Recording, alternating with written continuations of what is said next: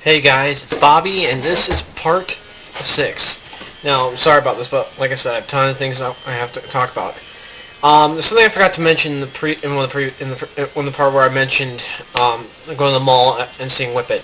I saw a total of 22 Mustangs that day, and I took pictures of some of them, like to let my folks know how far I was from the house.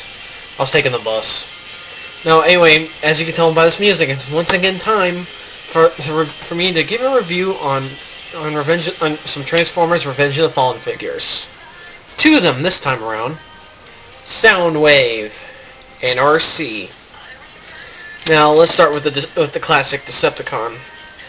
Now the face in the movie he didn't really have much action. He just stayed in outer space to observe and spy, which was basically what he was known for doing, but in the cartoons. But he did fight. I should mention firsthand that the Mecha Life feature is a projectile like missile that looks like Ravage. But unfortunately, when I was picking this up earlier, I accidentally fired it somewhere down, like between my wall, the R2 between and my dresser, and the R2 between my dresser and my desk. So it would take me quite a while to get around to getting it out. But it would launch like right out his back. Now, his overall appearance is quite cool, very cool looking, pretty evil. The face reminds me a little bit of how Soundwave used to look in the old days. Now, this is my first triple changer if you don't count the old Transformer figures that, would have a vehicle, robot, and vehicle robot modes and a combiner mode. Now, as you can tell, he's in robot mode right now, but his other modes are a satellite mode, which he was in when he launched Ravage, and a Cybertronian jet mode. And other than my only problem with this figure is the fact that this thing is a bit of a hair trigger.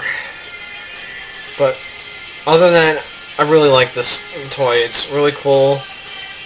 And if I do this, I give him a little height.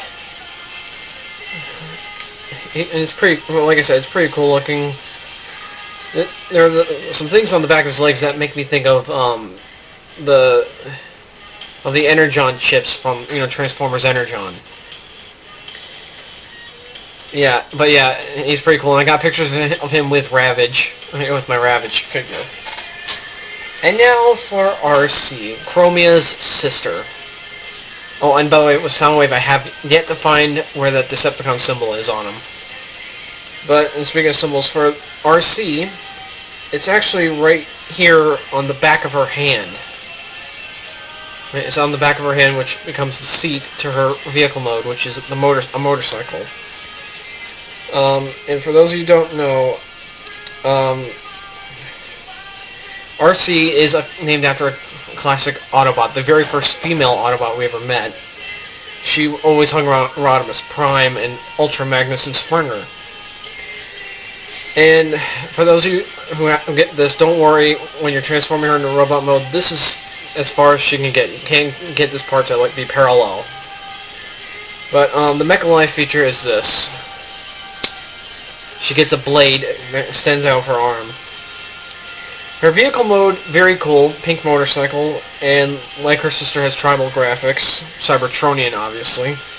Her vehicle mode's sidecar acts as a stand for when she's in robot mode, and it helps keep her stable when she's in vehicle. I just like her overall look. I mean, it's pretty feminine, yet she looks like she'll kick your butt at a moment's notice. But yeah, this is definitely one of the closest Autobots I've ever gotten. And here's her vehicle, the top part of her vehicle mode. Her wheels right here form her feet, her legs. They still move, and this thing you can adjust it. You can make her be like you can make her look like she's drunk. The only problem I have is the fact that certain parts, namely her arm here, keeps popping off when I'm trying to transform her. But overall, I give this a 9.75. I give Soundwave a 9.5. No, I give Soundwave a 10, and definitely RC a 10. This ends part 6. there's one more thing I gotta talk. A couple more things I gotta talk about. So this is it says part 5.